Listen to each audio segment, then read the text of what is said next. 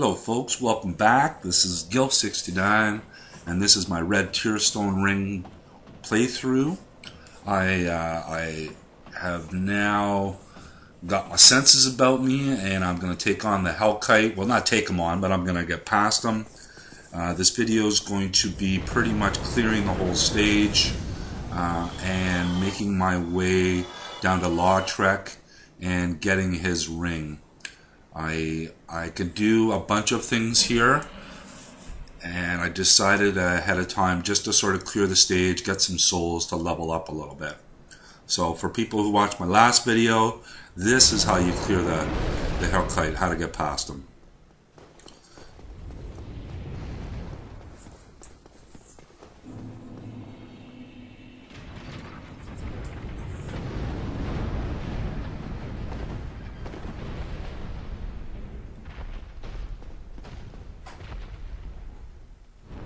And I want to give a big shout out to Mandated Moon. You'll see pretty soon here that I have the Mimic headgear. I met him in the Undead Burg and he helped me get it. There it is, the symbol of Vars. And I'm just going to give him a quick bow. Thank you, Mandated. Quick wave. So now this is going to be a lot easier, a lot safer to get my body into hyperform. So here from on in, it's pretty smooth sailing.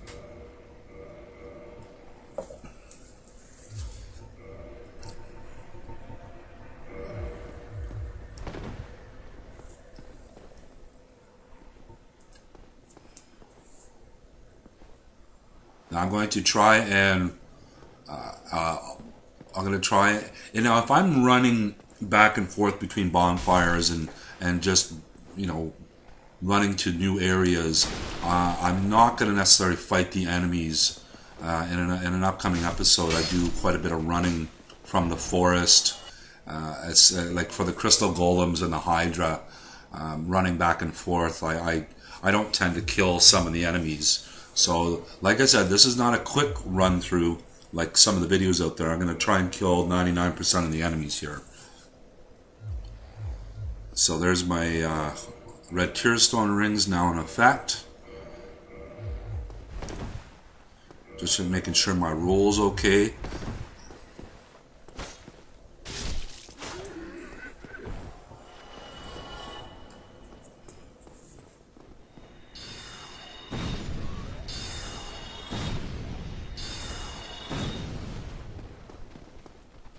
Just want to get my blood stain. I don't know, I think there's a couple of thousand souls on it. And in those early stages you want every soul counts here. I don't want to aggro the red Hellkite again, so I don't kill that last guy. Because if I get near him there, he's gonna burn me to Krispy Kreme there pretty much.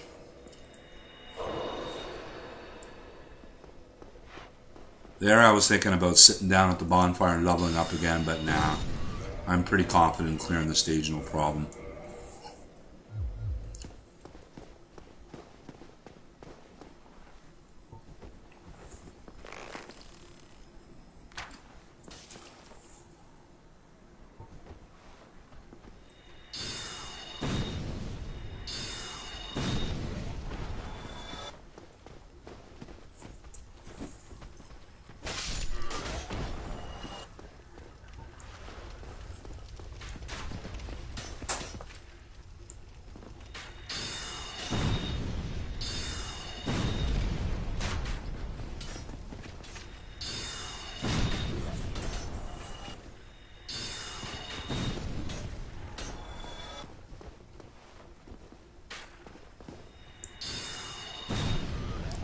Now, I was thinking here of using the alluring skulls. A lot of people don't know how to use these properly, but then I was going, okay, for time purposes, let's just kill this boar really quickly. But what you would do is you would take those skulls, put them in your hotbox, and you don't necessarily want to lock onto the metal boar. You want to throw those skulls into the fire. And what they are is they're just sort of they're like a humanity that you would throw down into the fire, and the metal boar would then run into the fire and kill himself. Commit suicide. And here I get a little cocky, but it's good. I get away with it.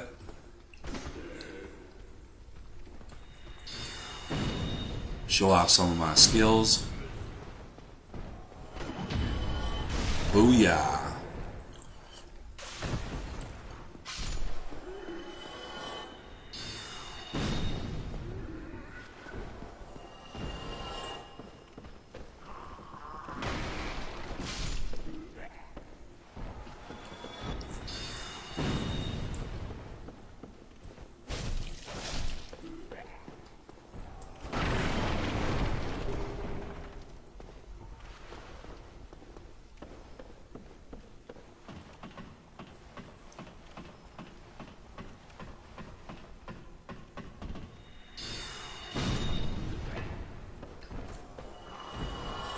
And another parry.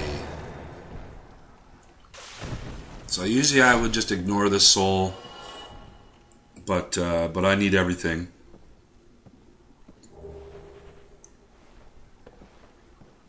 And here I wanted to sort of run and jump, but pressing my running button, I did that back step. So that knocked off a little bit of health on me. And there I realized I don't need my Acid Flask anymore.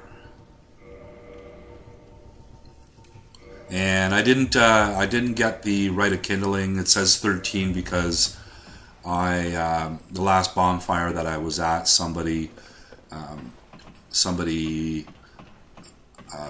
kindled those bonfires. So that's the reason why I got 3 extra glass, and that's how that works. The last bonfire that you sit at, if somebody kindles that bonfire, you get 1 extra flask every time somebody kindles that bonfire.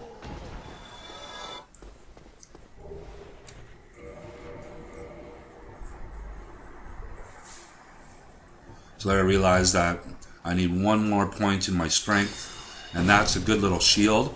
It's 100% physical defense, so no matter what, when an enemy hits you, just as long as your stamina doesn't go down to 0, you won't take on any physical damage.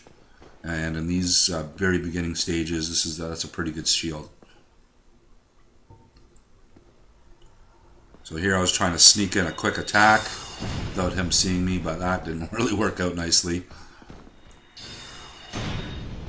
But you could see him kind of sneak around the corner and want to health up, and I was like, no, I don't think so, buddy. And I do turn off my my online status, even though I haven't played Dark Souls on 360 for a long time. There was a lot of people that I helped out and made friends that way, so they're kind of recognizing that I'm back on. A lot of 360 players are just not used to the game, so they tend to need a lot of help in the early stages and stuff like that.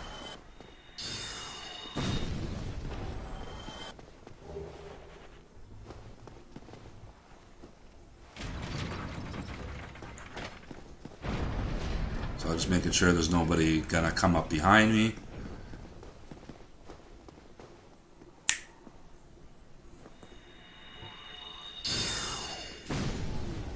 And this guy to the left, he can be tricky. If you especially if you parry him, it's a job well done, because out of the 3 guys there, Baldur's swordsman, he's definitely the hardest one to get. Now this guy here, he's pretty simple. If you just swing around to his back area, that's where he's very vulnerable. You gotta pay attention to the chandelier up above me. I heard him casting, so I knew to get away at the last second. Now I'm hoping that he drops his trident, and it's a very rare drop, but for a mage, that's gonna help me out a lot. It would really help if I still had that 10 humanity on me if I didn't die from that Hellkite. So there you go. For people who don't know, use the pillars for your defense. Even if you're not a mage, you can use your bow or crossbow, whatever you picked up.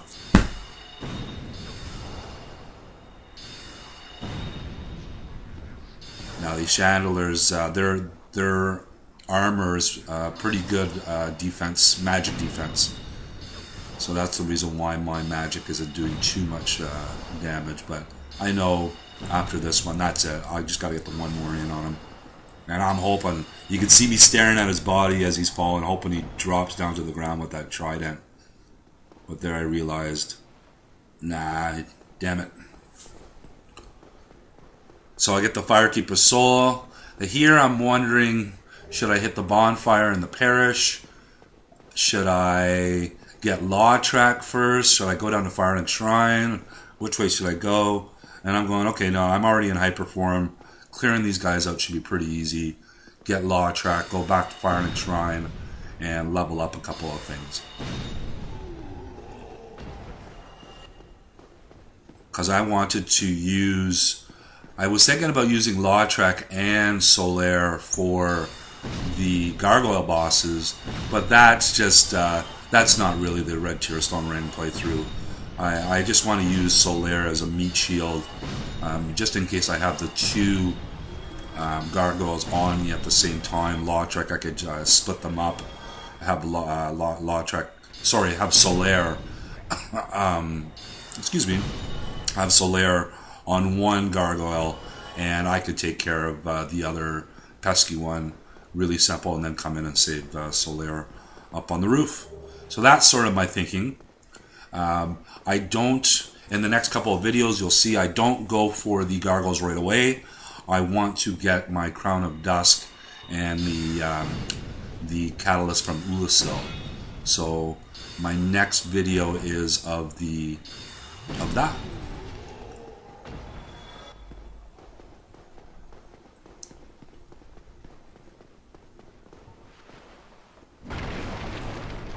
And you notice that I do a lot of kicking in this game. I just find it cool that you can kick these barrels and they blast to 100 pieces rather than using my sword. I just find it kind of